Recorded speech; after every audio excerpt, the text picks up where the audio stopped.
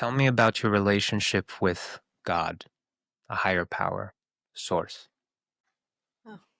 As soon as you said God, my heart drops because there's so much history and story and heaviness that I experienced from others about that particular word. Um, I'm okay with it. I call God God, but in public, I feel a little bit guarded with that word. I just wanted to say that because I'm going to use it, but I mean it in the way I mean it because God means every word is like that. They mean different things to different people. But if there is one word that definitely has different meanings for people, is that word, that name, God. So, can you start off then by telling us what that word means to you? Okay. What it means to me, it's not a description and definition I can give you, but I can tell you that it's been there every moment of my life since I remember, even and especially as a child. I remember that I had to walk to school. This is including kindergarten. And I found that that's the time that I have to myself, that I can talk to what I thought was God. Didn't call it anything, but like I just talked to the God. And I remember one time my grandmother was coming with me, and I turned around to her. I said, "I know how to get there. Don't worry, I'll go." We were pretty close, and she said, "Why?" I said, "Just go, just go. I'll go myself." And she got suspicious. It's like, what is she doing? She said, "Why?" I said, because I wanna talk to God." And she said, "Oh, well, that's nice." She got happy, but immediately, and this happened a few times when I talked about God. I have different stories about this. And then she said, so I think she thought maybe I'm completely gone crazy. She said, do you hear God talking to you? I said, I do. She said, in actual words? I said, no, not in like there's no voice. She said, oh, I think she settled down and she said, okay, so how do you know God is talking to you? I said, I feel it. I say something and then I feel it. And I was like 5, I don't know, 4, whatever the age is for kindergarten. And that's as far as I remember truly talking, like I'm talking to you, to God. And that's been a only constant relationship in my Mm, life, believe it or not. wow. Yes, it's a presence. I experience it as something similar. It's a presence that's something beyond me, beyond this ego, in stillness, in when I'm in front of utter beauty, beauty of nature, or just in the experience of love. There's a presence that I just feel and I sense. And the presence guides me. And I experience it as all that is. It's underneath, it's in everything. It's the presence is in this in inanimate objects, in this lamp, in my dog, in me, in the trees, in everything, the air. And the more still I can be, the more I can experience it. And the more I can observe how this self, the ego self, the Ben Dad Ben with all of its identifications and whatnot, is not quite as real as I thought it was. It's not as solid as as I thought it was. How does your relationship with God look today, right now?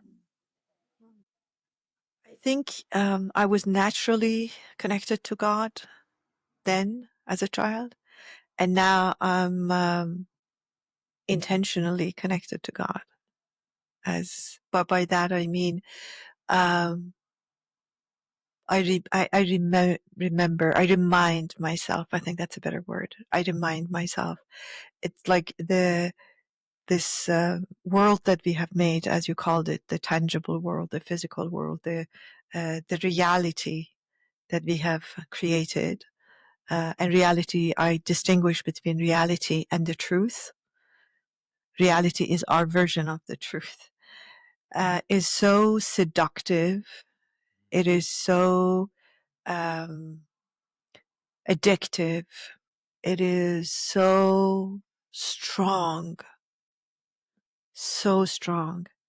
It almost needs a very strong relationship to make sure that we're not, well, I suppose I'm speaking about myself, that I'm not consumed by it.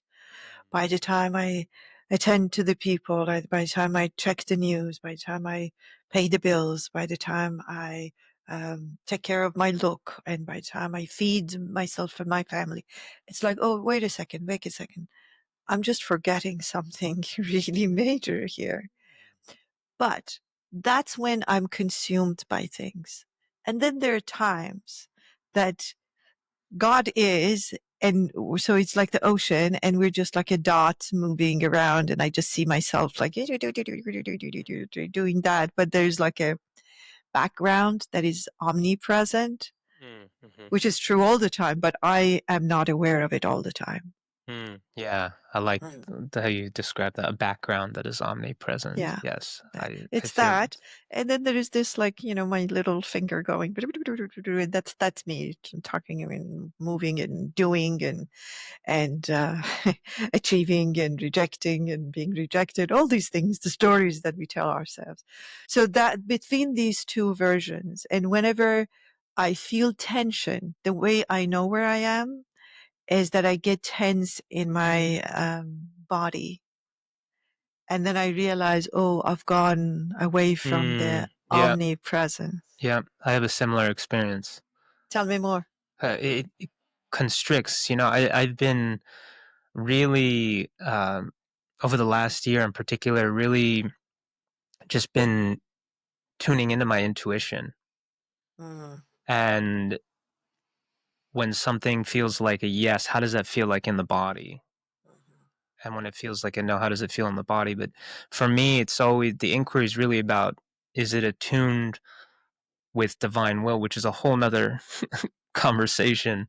Um, but when I am losing touch with the self, the capital S self, and I might be getting too absorbed with the physical reality, I do experience more constriction inside of me, a tightening inside of me.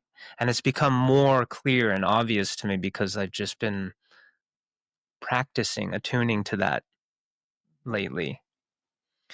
And so it becomes so much easier for me now to flow with life in contrast to before. My God, before there was just so much kind of bulldozing my way through life, using my mind and bulldozing and, you know, wanting to avoid feeling the uncomfortable feelings. And um, even then, when I reflect back in retrospect, I knew I was deviating from truth, from what actually brings me joy, from what my heart was calling me to do. I knew there was a knowingness back then, but I was disregarding it. yeah. And I was just too absorbed with the addiction to, whatever it was that I was chasing, financial success, having fun, running away from my pain. Yeah, but it's much more obvious now when I'm veering away from my truth. Yeah. I think when we go against the ocean, the omnipresent ocean, then we need efforting because we're going against its current. And it's not like we're not doing when we are aware of the ocean. It's just the doing doesn't feel effortful. I don't know. That's how I experience myself. I'm still doing. Um, I'm getting things done, but somehow it is not effortful. It's not trying. It's not so energy consuming. You know how cars have efficiency levels, like how much gas they use. Hmm. It's like I don't need to use that much gas to run this car. Yeah. It just is, it can go. Of course, I get tired, I eat, I sleep, but that's sufficient. There's Yeah. no extra um, effort Mm. required. And I think that's when I know, because these are invisible things. There are no measures for them in a visible world. The only measures are how we feel about them. And I think that's when I know. And things also happen far more effortlessly and easily. It's like it's almost I'm one with the creation, and I want it and it arrives. Sometimes it's almost like I call it flirtation of the world and God with us. It's like I laugh. I literally laugh at certain things that happen. I just wanted to share one story because this really, really stood out in my awareness. And there was a time that we were planning to leave for a long time. We were going to Bali, my partner and I, Henry and I, and we were going to be away. So we had to arrange for so many things. And we usually divide the tasks, like I take care of the accommodation and Henry takes care of this. And so we have a list of things to do. And it is like, imagine it's Tuesday night and we're leaving on Wednesday morning. And I haven't done any of my tasks. And these tasks were some related to the trip and some were related to something that I had to get done before going here. So it required the work and expertise of a real estate agent, a travel agent, and somebody who has lived in Bali for a long time. Okay. So it's completely different things. And as I'm looking, it's about 6 p.m. and I still have one more client to see before leaving and going home packing. So I'm just checking my messages and I see one email. The email came from a person that I knew about 15 years prior to that incident. And he had just sent me an email saying that now I am in real estate. If you have any real estate needs, please contact me. And I thought, oh, that was cute. So I immediately picked up the phone and called him and we talked. And he said, I said, I'm sorry, I'm in a bit of a rush because I had to, finish the conversation. And usually you don't do that for somebody that you haven't talked to for 15 years. I said, I have a client coming and also I'm leaving for Bali for tomorrow and I've got to get so much done. He said, oh, Bali. I said, yes. He said, oh, uh, my partner and I lived there for a few years. We just came back. That's why I'm getting into real estate. Mm. I said, really? He said, yeah. I said, well, I need some information about this, and that, and that, and that. He said, no problem. It's so fresh in my mind. You go attend to your meeting. I send it to you. So by the time I finished my meeting, and they're 50 minutes long, I received the contract that I needed for real estate. I received the list of places to go to, list of places not to do, list of places I need to book. And he said, to book this, just contact this person. So within signing one form, emailing one person, I arranged everything in 5 minutes. I went Oh, home and Henry asked me, he said, okay, I know you've got a lot to do. I feel for you. Let me do some of your work. I said, I've done everything. He said, come on, Mitra, it's impossible. I said, I really have. He said, what about this? I said, I've done it. What about that? I said, it's all done. And he said, okay, I need to hear this story. But this is the story. This is the story that even though I was rushed, I was so in my element, so one with that ocean mm, that the strangest things that had nothing to do. The real estate is in North America. The travel agent needs to be here and the other person needed to be in Bali. I mean, just think about that combo. mhm. It's not like I called you, I said something for lunch here in LA and also a sightseeing in LA. It's like, and I can pick you up. Okay, that would be great, but it's not that unusual because we both live in the same city. But for that to take place, and I always refer to that as a reminder of when I am in my element. See, I'm getting shivers, and that's a sign. When I am in my element, I don't need too much effort, even though I have to do so much. The doing can get done, something that I probably would have spent at least a day to sort out, even not to that extent of efficiency and perfection. It got done in few minutes. When you're in your element, by the way, I love that story. I love it, and I have similar stories. It's amazing. Uh, when you're in your element, you feel more connected to God. Yes, I'm living a God-like life. God doesn't worry. God doesn't effort. God wishes, desires, and creates. Mm. And in that essence, so if I feel like quite often we humanize God, that's Mhm. why we create this like really vindictive, um, like almost brutal being of God because we've humanized them. We think, what would I do with a person that doesn't listen to me and doesn't obey me? And then we create the avatar of that God. But my effort has been to Godize myself as a human. So humanize God. I don't know the words, I'm making them up. Godization of myself. And by that, I don't mean the ego God. It's not like I'm the God. It's like, no, remembering that I am just not part of the God, but I am the God in that sense of humbleness. I Mm. looked at myself in the mirror just a few days ago in the midst of difficult times. And maybe for the first time, if I did this before, I don't remember it, I didn't see me.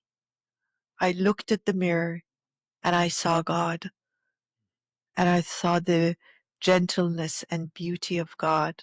Then I looked again, I went closer and I thought, oh no, that is my face. That is what I call Mitra. But I saw God, not me. And I think that's an arrival that I loved. I just loved arriving at that point. And it's not the eternal arrival because it's a process. We're always arriving, but it was just a beautiful arrival. I thought, wow, I've never felt that. That identity I call Mitra disappeared, even though I was looking right at her.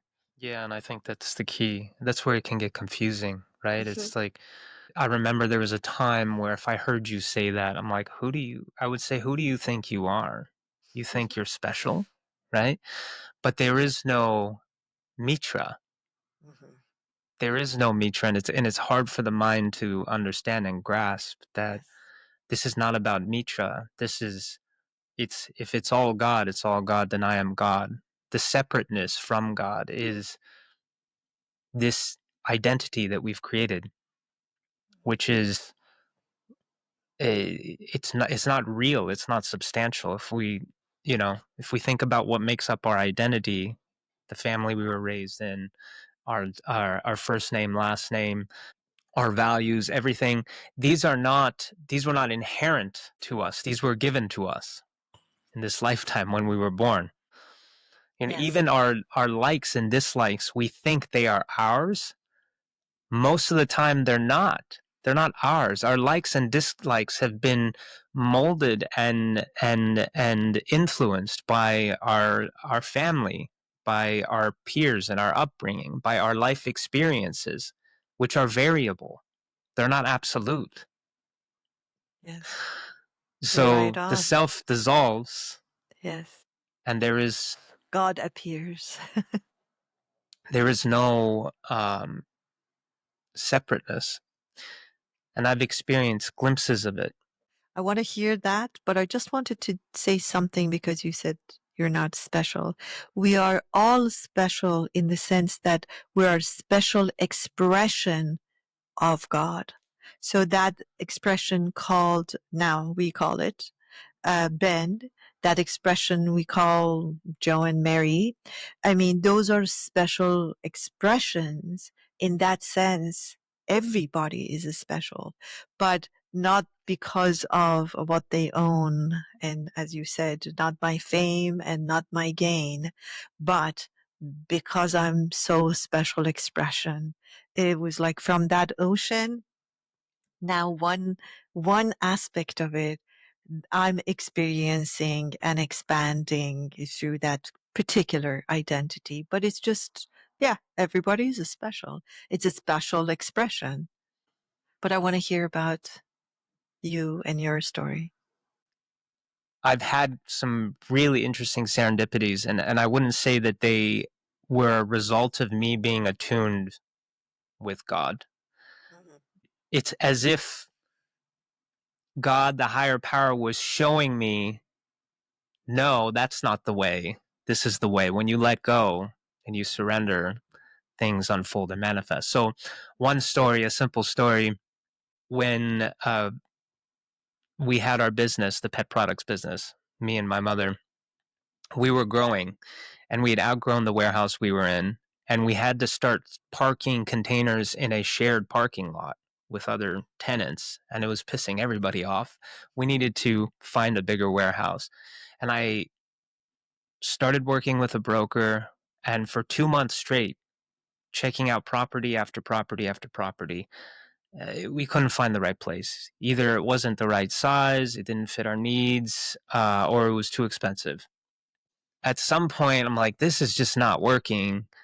I'm just gonna take my foot off the gas right now with this, and I'm just gonna give it a break. A couple weeks later, I'm working in the office, and I get a knock on the door, and a head pops in. He's like, "Are these your containers out here?" And I said, "Yeah." He's like, "Are you short on space?" And I said, "Yeah." He's like, "Well, I actually have a warehouse down the street. It's not listed, and I think it might fit your needs. You want to come and take a look at it?" So I was like, "Okay, this is really interesting."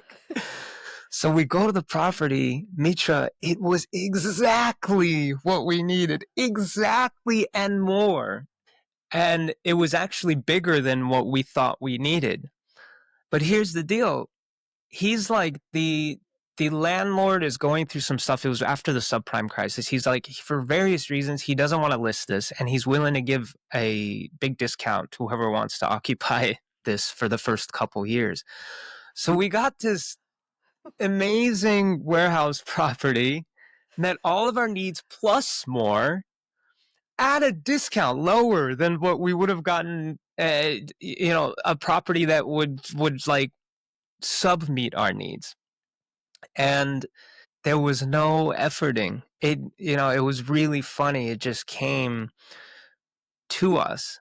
And there's been many instances, multiple, especially when it came to business, that happened where it's like life was just showing me, God was just showing me, like, Ben, this is the way. This is how things can be. Yeah. So I now mean, I the mean, every question is, there's stories where we had I won't get into the details of the story, but we had a warehouse fire. You know about the warehouse. We had a yes. massive warehouse fire.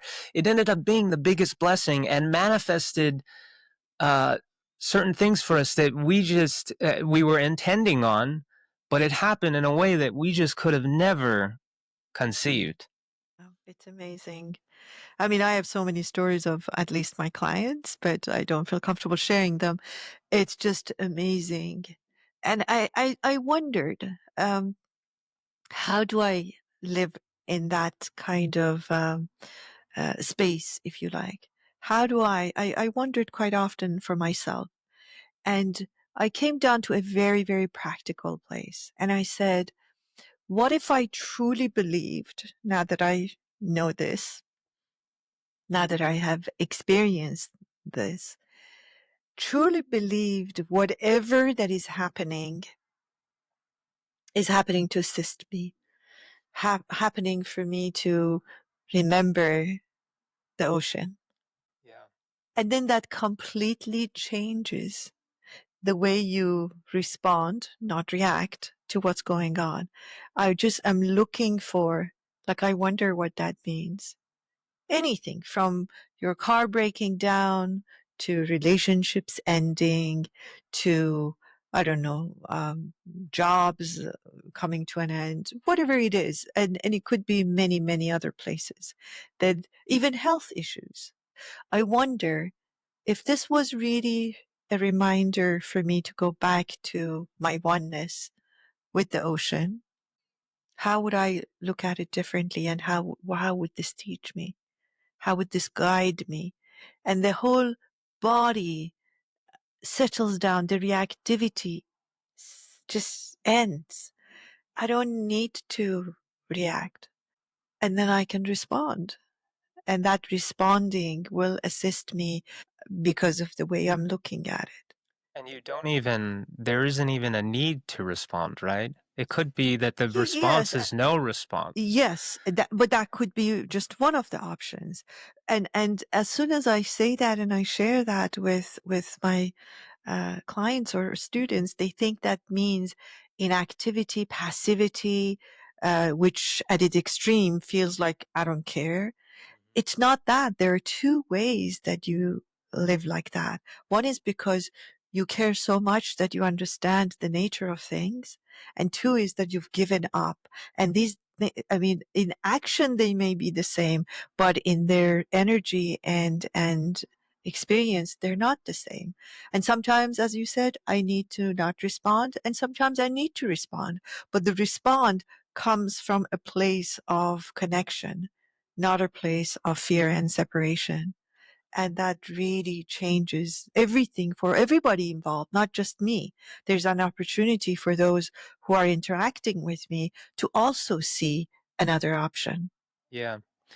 I made that comment because if you told me that a year ago, I would feel the pressure of like trying to find a response, right? But it's not even about that. Mhm, And it's, what I hear you saying is this understanding that it's all perfect. It's all unraveling perfectly. Even if to the mind it looks like a catastrophe and a terrible situation, it somehow is serving a higher purpose. It's all perfect as it is. And can I be with that?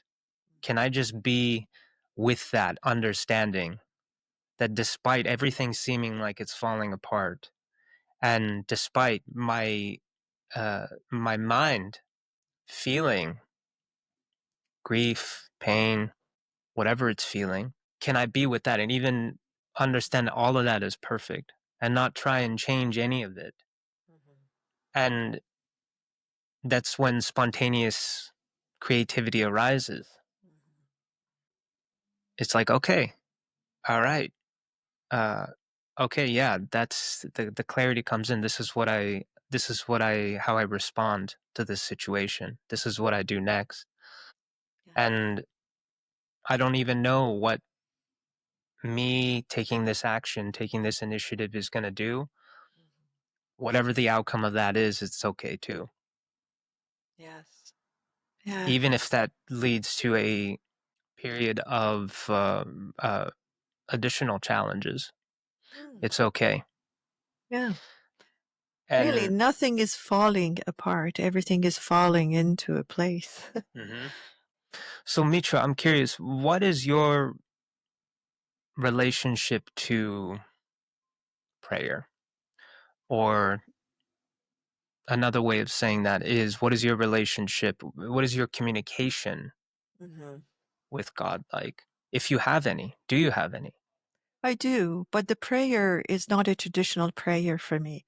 Usually, traditional prayer is that we determine what we want and then we request it, right? It's like placing an order on whatever.com. Mhm. And for me, at least the recent years, the way it is, it's really consultation. It's like, what is, tell me, let me have a knowing that I don't have access to.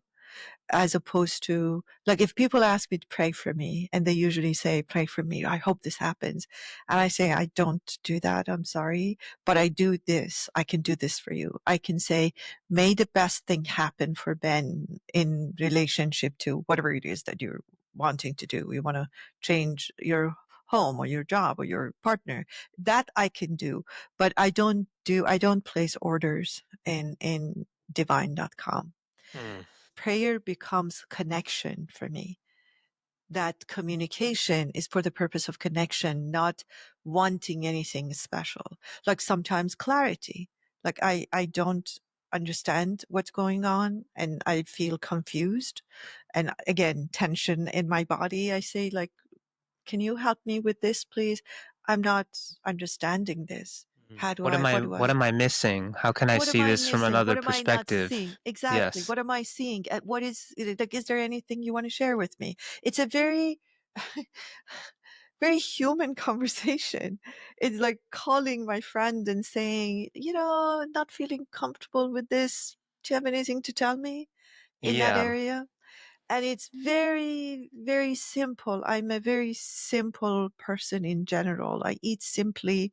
I don't have sophistication that many people may have, but I'm very simple in my connection with God.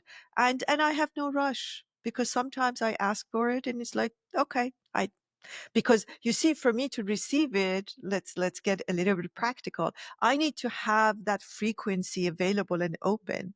So I'm sure the answers are coming because that entity we call God is not like, it's not like, no, I don't think I'm going to give it to her now. I don't think it will be like that. It would be the receiving that may not be working. So I may not be in a frequency that I can receive the opening or so-called the answer. And I'm okay with that. And I have patience. And like days later, weeks later, years later, I'm walking or I'm just meditating and I think, oh, I just got that. I Mm. just got it because I arrived at a frequency. Really, what we're not seeing is not because it's not there. It's because I'm not available to that level of frequency to connect with that. So when I'm there, I see it and I have no rush. I used to when I was younger. It's just like, come on, God, Mhm. I thought you and I had a good relationship here. And, and I'm going back to really my childhood relationship. I had no rush. I had no expectation. It was naturally there. And I would spend time, for some reason, I thought like God would come at the uh, time that there are like really special weather, like especially thunderstorms for some reason. And I would go to the roof and sit there until I could like really connect and talk. And like, but there was nothing, I wasn't asking for anything. There was no Mhm. transaction. Mhm. It's not like Mhm. I'm calling to say, Ben, can you give me this and can you do that for me? Mhm. It's just truly calling to say, hey, I'm here. Hi. Like, can we just like, Yeah. chat? Yeah. And I think you're holding the paradigm that it's all happening for me. If Hmm. it's all happening for me, I'm not getting the thing that I think I want, Yeah. then it's happening for me for a reason. Yes. What am I? So the inquiry shifts. It's like, what am I missing? What is this here to teach me? Yes. I So, also I have a prayer. tell me. I have a prayer. Sometimes it's, show me how I'm getting in my own way. How am I Good getting one. in my own way?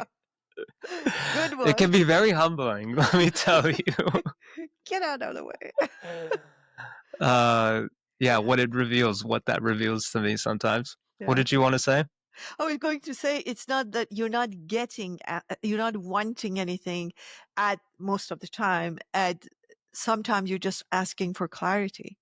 Like Yeah. there's a difference between, just humanize that conversation. There's a difference between me calling and say, Ben, can you can I use your car? Okay. That's wanting to get something, or saying, Ben, the other day, like I didn't feel comfortable. Like there was something not, can you clarify that? So that wanting is for the purpose of connection.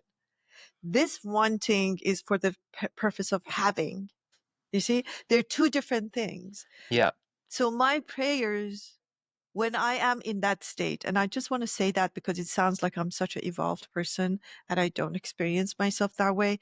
But when I am aware, I'm talking about when I'm actually one with the ocean, not when I'm sort of thinking I am it. I really connect that way. And it is so satisfying. I'm sure because we've talked about this, you and I, that I just I just cry. It's a cry of happiness. I get shivers in my body. I cry. I love the energy of frequency of love completely becomes my energy, and my body sometimes shivers. I laugh sometimes. I cry and laugh sometimes. And it's just, you can't put words to it. It's like love. I can't explain it until you fall in love and then you know it. It's not like explaining, it's yellow and then there's a dot here. And that's, I think many of us experience it, but maybe not all of us connect the dot and say, that is connection with the divine and receiving the light and the love. Light is the mind for me, the mind of God, and the love is the body of God and the heart of God. And then I am there. I am experiencing what the ocean is experiencing, even though I'm a drop in the ocean. Yeah. It's unconditional love. Unconditional, not conditional on anything in your physical reality, on what you have, what you're manifesting. Yeah. And then It's I come just back to pure reality and love. say, how come you didn't do this? And I'm like, I can't remember. Weren't you supposed to do that? And I thought, But that's the anchor point. yeah. It's the anchor that we can come back to. Yeah. Yeah. I think I'm complete with this. Thank you. Until next time. Thank you. God bless everybody. Thank you so much for tuning in today. For a list of the links and other resources referenced in this episode, check out the podcast description. If you're benefiting from our podcast, we'd love if you could help us reach more people by subscribing. Your support means the world to us. From our hearts to yours, we thank you.